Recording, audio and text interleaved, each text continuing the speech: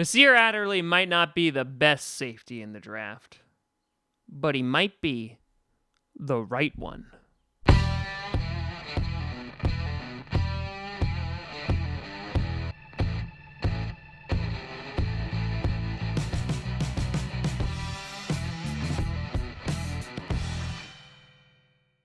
Grossi Posse Packer Nation. Welcome to another episode of Podcast, the podcast where you don't have to be a Packers fan, but it sure does help. I am your host, Tom Grossi, and today, as we are 2 weeks away, that's 2 for our Spanish-speaking friends, from the NFL draft, which I am just giddy about, we take a look at another draft prospect for the Green Bay Packers, and that is the safety from Delaware, Mr. Nasir Adderley. Before we get to that, I want to do a big shout out and thank you to my brand new patrons and old patrons at patreon.com/TomGrossiComedy. Check that out if you want to support me and for some cool rewards. A big thank you to you.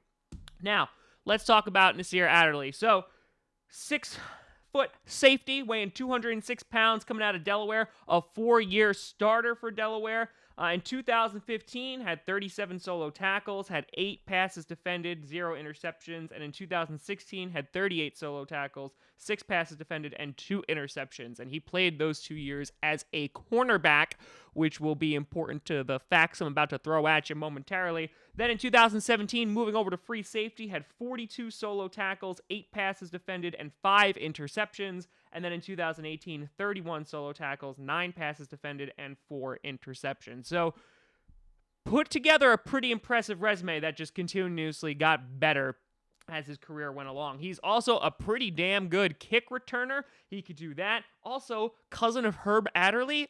Yes, former Packer great. He never played for anybody else. If anyone else says that, they're lying. So, automatically, yes. But let's not get too excited. Let's take a look at his tape. So he's a pretty damn good deep safety. Absolutely.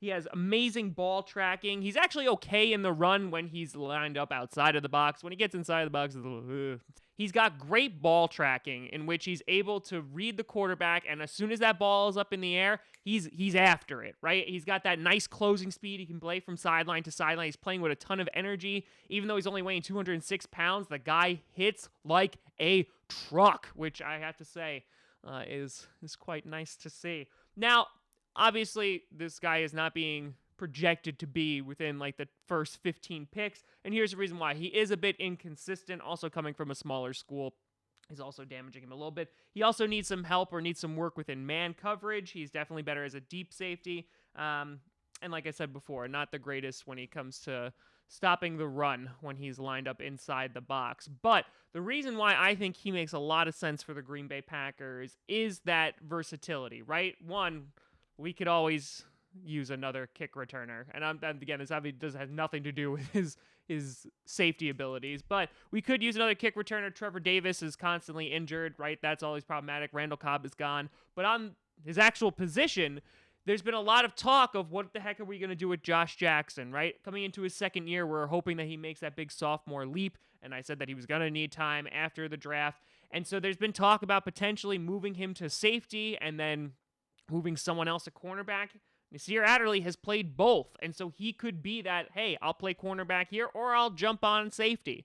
And so I like that you could literally plug him in anywhere, and he's going to automatically make that team better. And if he's lining up opposite Adrian Amos, I think you got a pretty damn good safety core back there. Now, the question really becomes, where do you draft him?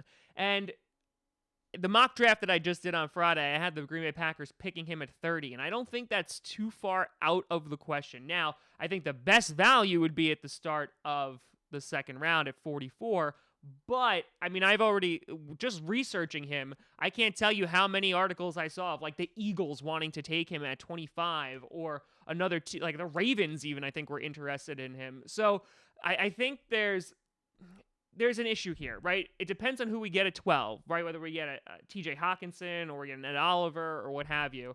I feel like the safety position, one, obviously needs to be addressed during this draft. But two, if he's there at 30, I think you take a shot and you draft him and you pick up an offensive lineman or something at 44. Because if you look at it the other way, if you don't take him here, right, the safety group there's really not a whole lot of first rounders or potential first rounders when it comes to safety. And, you'll probably get one in the second round, but I love the way that this guy plays. Just watching his tape, it got me a bit excited. I'm not gonna lie about the potential he can have for this team. I mean, he's even out there making like Odell Beckham-like catches as a safety. He's like a wide receiver out there.